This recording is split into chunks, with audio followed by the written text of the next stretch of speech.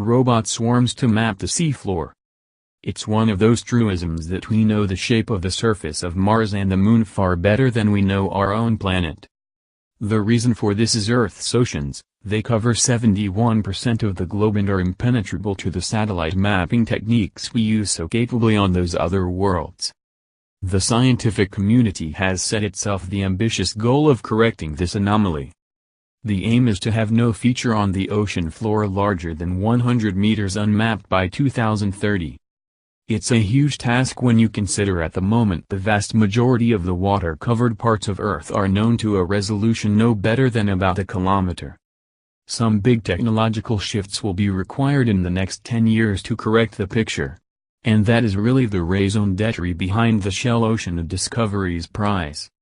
A $7 million pot has been offered to find the systems and strategies that will bring about a step change in bathymetric, depth, mapping.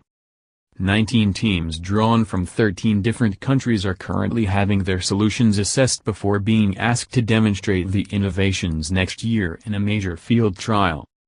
This will see the teams have to map at least 50% of a 4 kilometers deep, 500 square km zone of ocean floor inside 24 hours. Features as small as 5 meters must be observable.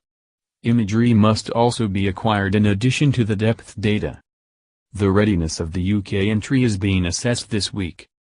Team Tau is a joint venture between Soil Machine Dynamics Limited, SMD, which makes large subsea vehicles, and Newcastle University.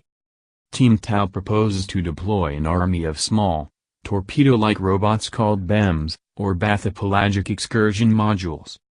Dale Wackham is team leader. We're going to have a surface vessel that can patrol the oceans autonomously. On that vessel will be 24 of these BEMs. These BEMs operate as a swarm and together they will very quickly map the seafloor as well as collecting data about the water column. At this stage we're developing a system that can carry about 5 BEMs next year. Then, in future, as we build our business, we hope to scale up. What you are seeing here in many ways mirrors the major change that's occurring now in the satellite business. Increasingly, the big, expensive, bespoke engineered spacecraft of the past are being caught and overtaken by smaller systems that are leveraging the cheap, miniaturized electronics that drive our smartphones.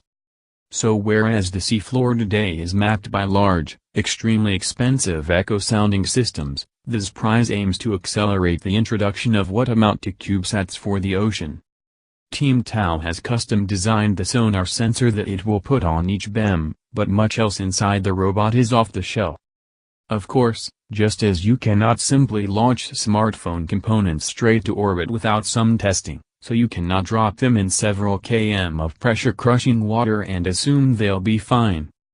At Newcastle University, Team Tau has access to a chamber that will simulate 6.5 kilometers ocean depths.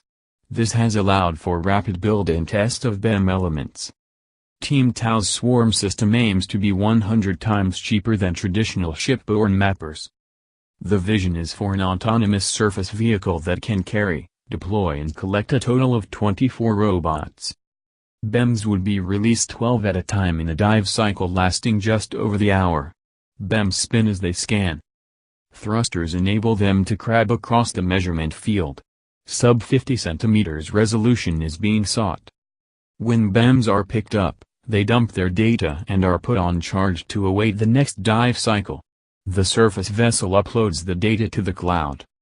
The entire system is expected to cost £1 million. It has been designed to fit in a standard shipping container for worldwide use.